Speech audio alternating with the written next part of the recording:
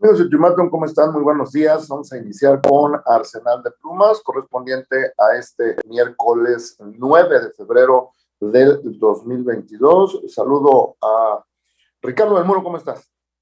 Hola Alejandro, ¿cómo estás? Gusto saludarte, buen día. Buen día. Pues vamos todavía con un poco de fresco aquí en Tuxtla Gutiérrez después de 3, 4 o 5 días del Frente Frío número 28 que nos ha estado regalando pues estos días de un clima muy agradable aquí en Tuxtla Gutiérrez, pero yo creo que ya son los últimos, ya vendrá el calorcito fuerte, ¿verdad? Bien, pues les comento rápidamente las 8 columnas de Ultimátum. Dice, hay otras quejas, pero no de abuso sexual. Dice, la iglesia se refiere a la polémica expulsión de un sacerdote de Chiapas por presunto abuso sexual y que la arquidiócesis de Tuxtla Gutiérrez ha atajado que los hechos pues no se refieren en general a muchos casos, sino que dice este caso es excepcional y acepta que hay denuncias, pero son porque algún cura regañó a los feligreses. O sea, ¿qué quiere decir? Que no siempre las acusaciones que hay en contra de algún clérigo terminan siendo ciertas. Pero bueno, como ha habido tanta polémica en la iglesia a nivel mundial, pues ahorita este tema de la expulsión y de la destitución de un sacerdote de Chiapas, pues ha llamado mucho la atención, sobre todo en esta parte de la República Mexicana, porque no se había dado regularmente, Ricardo.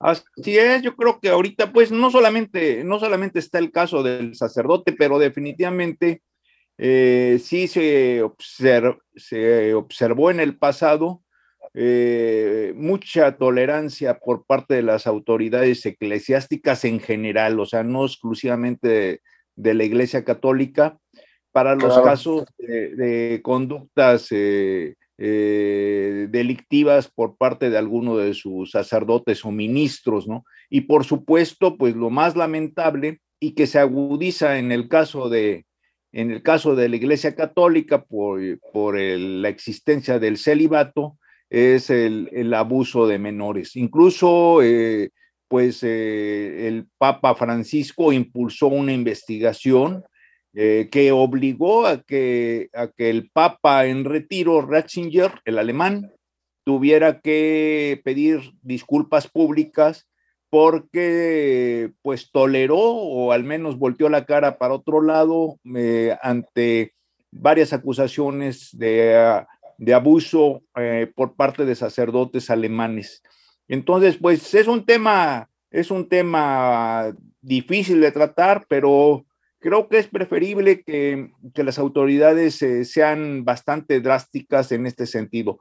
Por supuesto, yo creo que cuando se toman acciones de destituir a una persona, a un sacerdote, pues es que me imagino que debe de estar esto sustentado en una amplia investigación, porque efectivamente también, y lo sabemos, la acusación de violaciones de tipo sexual, de acoso, de hostigamiento, pues muchas veces es una forma de vengarse o de enfrentar a personas que no son del agrado de otros grupos, ¿no?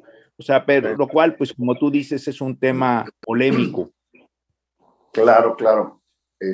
Ahí queda para la anécdota y seguramente habrá más información en los próximos días, si es que ya terminó completamente la investigación dentro de la iglesia y si es que pudiera haber alguna acusación ante las autoridades civiles, ¿verdad? Ya estaremos atentos a eso. Viene y el editorial de Ultimátum pues aborda este caso trágico que ocurrió este fin de semana allá en Altamirano. Se reavivó la violencia, se reactivó la violencia. Podemos entender a la distancia, ¿no? Yo creo que allá en Altamirano los habitantes de ese municipio han estado viviendo la constante zozobra desde las elecciones del 6 de junio pasado por esa disputa política o de tipo político que hay allá que ha llevado a la desestabilización del municipio, que ha llevado al rechazo de las autoridades, de la persona que ganó las elecciones, que ha llevado al rechazo del Consejo Municipal que se nombró, y que seguramente eso mantiene en constante preocupación a los habitantes de allá, pero yo me refiero que la noticia salta hasta esferas estatales y nacionales en algunos casos, y en este del que me estoy refiriendo y al que se refiere el editorial de Ultimátum, pues es el que ocurrió este fin de semana, en donde pues hubo una víctima inocente, una niña que fue herida de bala por precisamente un enfrentamiento a balazos entre grupos que se están disputando el poder político allí en el municipio de Altamirano, y que en principio pues podemos entender que pues esos conflictos no le ayudan al municipio, no le ayudan a la sociedad en su conjunto. A veces hay afectados de uno y de otro lado, pero los que se están peleando, y en este caso son terceros afectados, Ricardo, y sobre todo una pequeña, una niña inocente, pues es más preocupante todavía. Sí, desgraciadamente el caso de esta pequeña brinca, porque como tú bien señalas, es una víctima inocente de un pleito político que, dicho sea de paso, la Secretaría de Gobierno y el Congreso Estatal pues lo han dejado crecer. O sea, eso es algo inexplicable, no es el único caso, o sea, sucede lo mismo en Oxchuc, donde ya se ha vuelto costumbre el estar bloqueando carreteras, el estar extorsionando a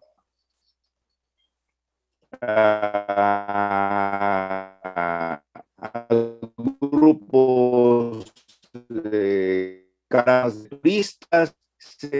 Sucede el caso de acá, y estamos observando que les da miedo. Sí, en este caso, efectivamente, pues el conflicto de Altamirano, como el de muchos, el mismo caso de Oxchuc y otros municipios, tienen su origen también en opciones a la ley. O sea, el hecho de haber permitido durante muchos años, durante todos los gobiernos priistas y verde ecologistas familiares, en el caso de Altamirano, de este señor Pinto Canter, que después todavía tan cínico que quería dejar en su lugar a su mujer, y que bueno, es una historia de cinismo político que no solamente se da en Altamirano, sino que se dio en Oxchuc con el caso de esta Gloria y su marido, y que si uno recorre la mayoría de los municipios chiapanecos, siempre están estas familias caciquiles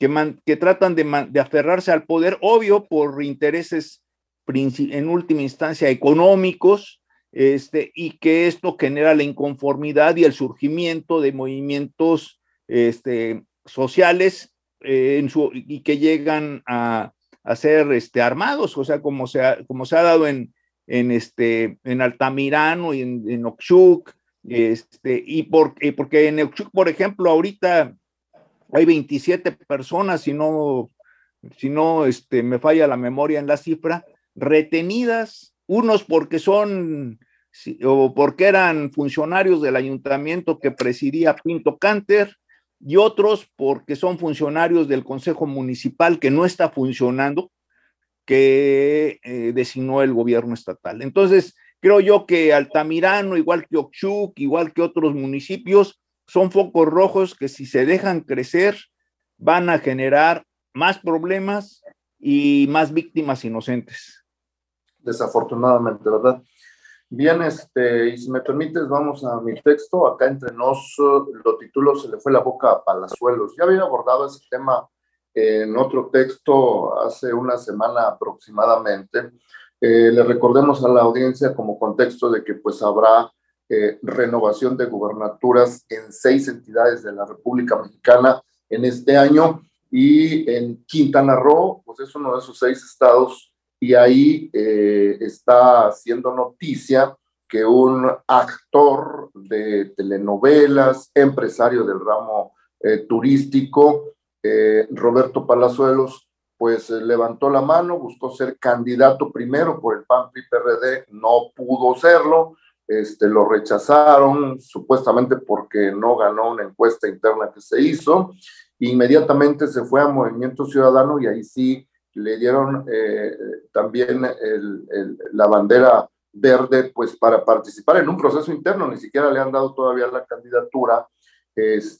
Y yo decía en el texto anterior que pues se le daba el beneficio de la duda respecto de que pudiera lograr el registro como candidato y eventualmente podría ganar la gubernatura, pues como ha ocurrido en otros casos, ¿no? Como Cuauhtémoc Blanco, el futbolista, como el Bronco allá en Nuevo León, que se fue por una candidatura independiente y que también le daban muy pocas posibilidades de ganar y ganó y gobernó los 6 años, ¿no? Entonces, eso platicaba yo la vez pasada, pero ahorita estoy abordando cómo es que los políticos o los que son aspirantes a políticos, como el caso de Palazuelos, no cuidan lo que dicen. Y Palazuelos inmediatamente empezó a decir en las entrevistas que era el más conocido de todos los aspirantes allá en Quintana Roo y que él auguraba que iba a ganar el proceso interno, todavía no ha sido. Después empezaron a filtrar un video en donde él acepta, en un programa con Jordi Rosado, que había participado en el asesinato de 2 personas. Él había disparado un arma que traía consigo, dice con permiso de la Secretaría de Defensa Nacional, pero abiertamente acepta que había disparado en contra de esas personas y que algunas de esas balas pudieron haber quitado la vida de uno o de esos dos, de las 2 víctimas, porque dice que había más personas disparando. Eso ya se convirtió también, pues, en polémico ahorita, porque de su propia boca lo dijo, y lo dijo no solamente como un tono de preocupación, sino como un tono de victoria, ¿no? En aquel entonces. Y la última declaración que hizo, que estaba tomando nota de todas las personas que estaban hablando mal de él para que cuando llegara como gobernador iba a ajustar cuentas. Entonces todo eso ha levantado una serie de polvo, desde luego, porque se supone que un político de ese nivel pues debería ser más mesurado, y en todo caso cuidar lo que dice. Estoy justamente abordando ese tema porque está reflejando lo que pudiera ser como gobernador, ¿no? Muy vengativo, autoritario, usar el poder político para atacar a sus adversarios, en fin, pues eso es lo que está pasando allá en Quintana Roo ahorita. Y finalmente digo que ojalá que los dirigentes de Movimiento Ciudadano pues tomen en cuenta esas cosas, porque eventualmente, Ricardo, no sé si estés de acuerdo, ese tipo de personas podrían representar un riesgo cuando tengan el poder político en sus manos. Pues sí, pero creo que hay que hacer a mí me gustaría hacer 3 reflexiones. Una es de que Palazuelos encaja perfectamente en el perfil del tipo de candidatos que le gusta reclutar a Movimiento Ciudadano. O sea, Movimiento Ciudadano se ha convertido en prácticamente en el refugio de todos aquellos candidatos que no han encontrado acomodo en ningún otro partido, ¿no? Podríamos en este sentido, no quisiera utilizar otra palabra, pero casi es un reciclaje de desechos ahí políticos.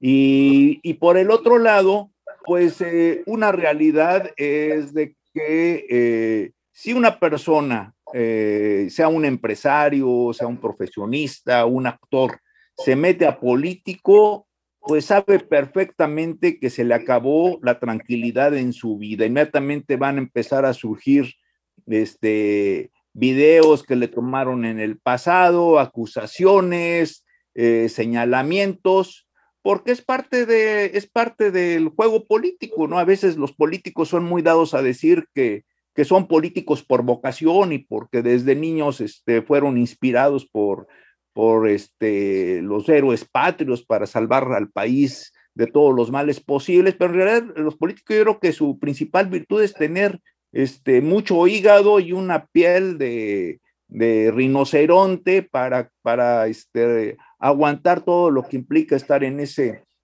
terrible ambiente que es la política. Y en tercero, pues también hay que ver en un momento determinado en qué va a terminar la aventura, porque es una aventura de palazuelos.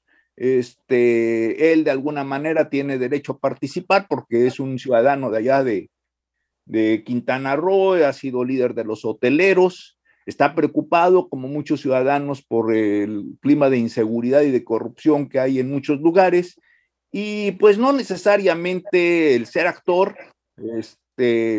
significa que vaya a ser un mal político. Yo creo que en este sentido, el mejor ejemplo y que es un paradigma, pues es el caso de Ronald Reagan en Estados Unidos, ¿no? Que fue un pésimo actor, o al menos un actor de tercera categoría en sus épocas en que actuaba al lado de John Wayne, y que resultó un presidente, un buen presidente para los estándares de Estados Unidos, ¿no? A Ronald Reagan yo creo que se le va a recordar como presidente, y de sus películas, pues solamente los que son estudiosos del tema se atreven a volver a verlas. Y creo que es el caso de Palazuelos.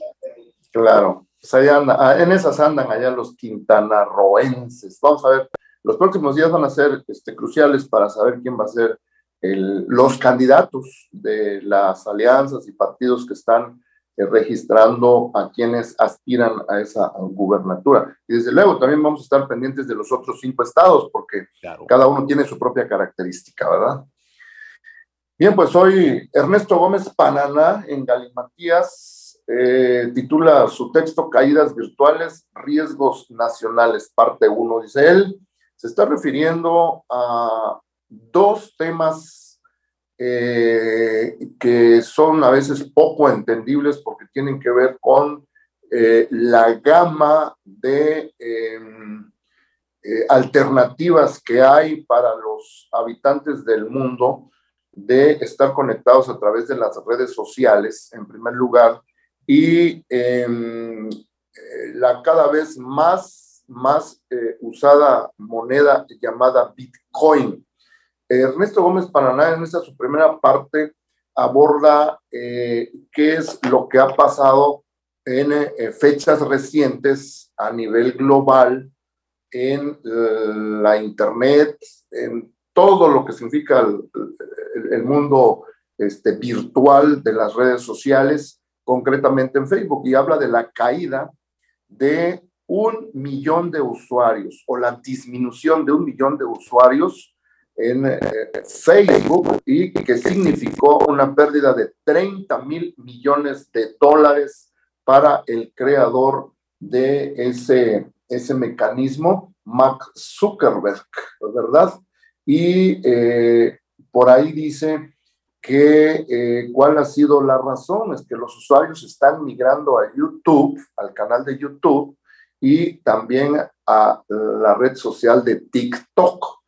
Eso yo creo que poco a poco lo vamos a ir comprendiendo por qué está sucediendo eso, pero en nuestra experiencia personal vemos, por ejemplo, que Facebook está perdiendo interés, o los usuarios están perdiendo interés en Facebook, porque, por ejemplo, para los comunicadores nos ponen múltiples reglas. A mí me acaban de suspender transmisiones en vivo en mi portal que tengo, porque publiqué un cartel de los narcotraficantes que colocaron allá en Palenque hace como 1 mes y medio, pero pues decían palabras groseras, y no consideré que fuera tan violento eso, pues puse la lona y me la censuraron. Bueno, pero ese es nada más un elemento, ¿no? Hay muchos otros elementos que te limita Facebook, en primer lugar. Segundo lugar,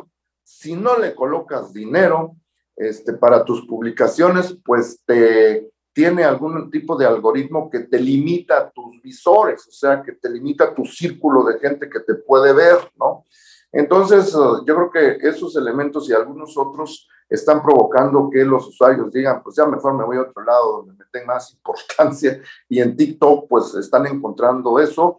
Y por ejemplo, para los comunicadores creo que YouTube está siendo también muy útil porque no tiene tantas limitaciones como Facebook. Bueno, ese es un tema que habla ahorita Ernesto Gómez Pananá, y el otro que creo que es el que menos se comprende en el grueso de la población, es el uso de las monedas de Bitcoin, que también tuvieron malas noticias recientemente, para todas aquellas personas que participan en ese intercambio, en esa interacción que tienen con ese mecanismo que se contrapone, y creo que es en la era moderna lo que más ha impactado respecto del uso ordinario de las monedas que tienen los países, ¿verdad? Y este nuevo mecanismo de compraventa o de intercambio comercial que pudieran tener muchas personas con usar este mecanismo de Bitcoin. Bueno, esa es la primera parte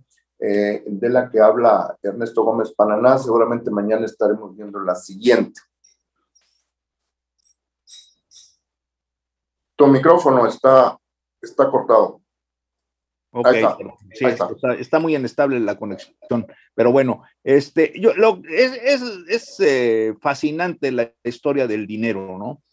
Sobre todo porque yo creo que en lo personal, creo que la base para que el uso de una moneda es la confianza del que va a hacer transacciones con una moneda.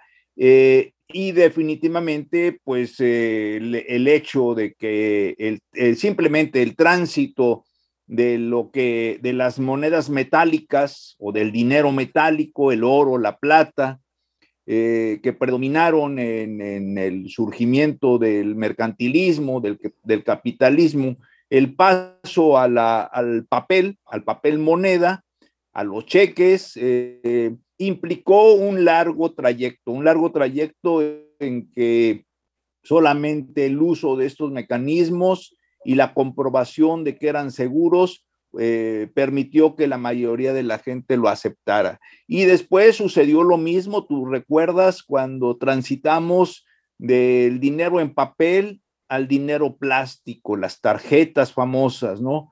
Las primeras tarjetas era una tarjeta que empezó abriendo brecha en el mercado, era la famosa Diners Club, que era solamente para un pequeño grupo de beneficiarios y que se aceptaba en los restaurantes.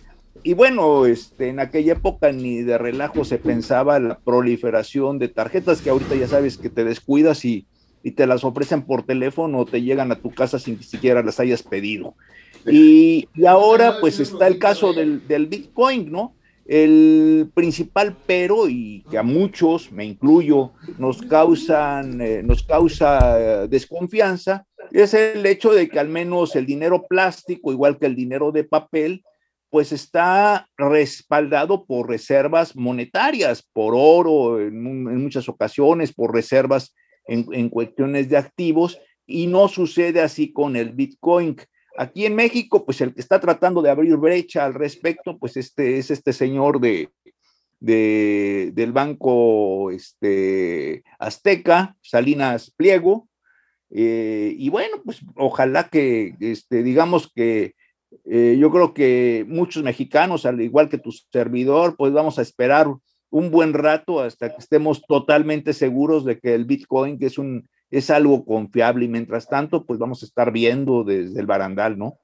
Sí, sí, ahí está el tema muy, muy bien explicado por Ernesto Gómez Pananá. Los invitamos a leerlo. Y finalmente, si me permites, vamos con el texto de José Antonio Molina Farro, Política y Libertad, lo titula. Es un texto, la verdad, con un análisis muy profundo respecto de lo que significa la actividad política y la libertad de ejercer todo lo que puedan hacer los políticos, pero también en contraparte lo que hacen los periodistas, los comunicadores.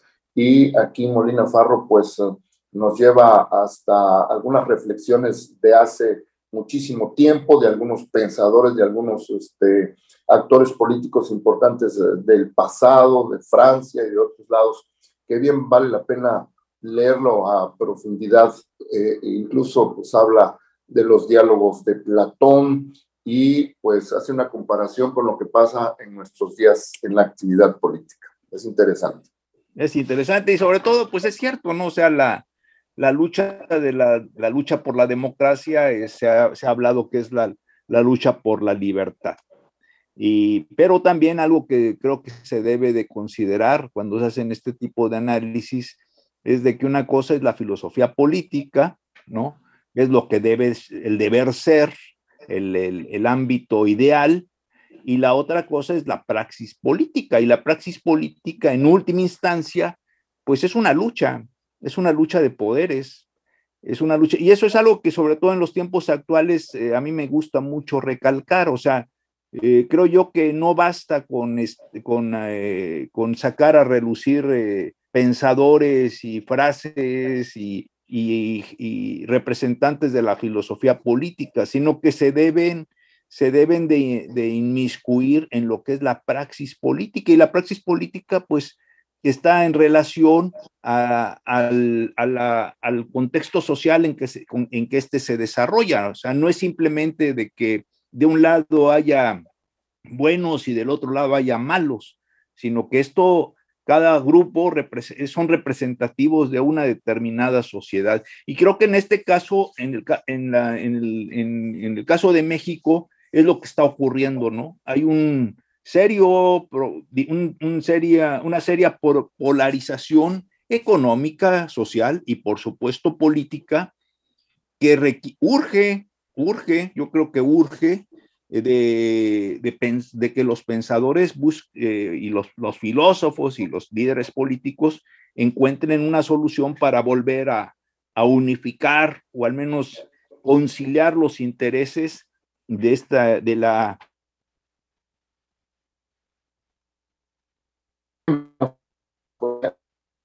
Y con eso nos despedimos, Ricardo. Muchísimas gracias. Un gusto, Alejandro.